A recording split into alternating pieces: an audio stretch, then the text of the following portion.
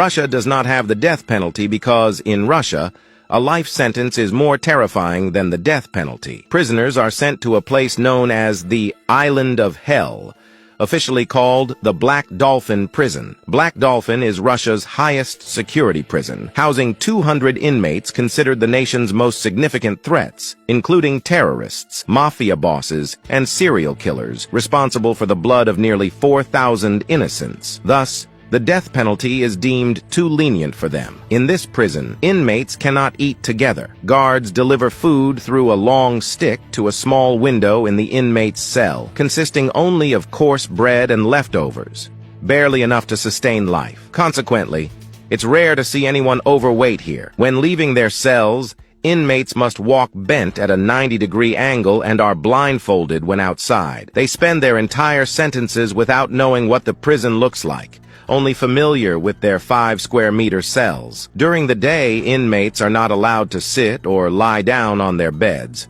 only stand. Lights must stay on at night, and covering the light in any way, including with clothes or arms, even covering the head, is prohibited. They must also remain active before sleeping. Failing to meet activity requirements results in punishment. Inmates have no privacy or human rights except for the toilet, which is fixed to the floor. The guards are armed with live ammunition, matching the number of inmates, ensuring constant 24-hour surveillance. For centuries, no inmate has successfully escaped. The only escape is death, making life here more painful than execution. Some inmates even fake escape attempts, hoping to be killed by guards. To prevent suicide, guards confiscate anything that could be used as a tool for suicide. In theory, inmates are released after serving 25 years.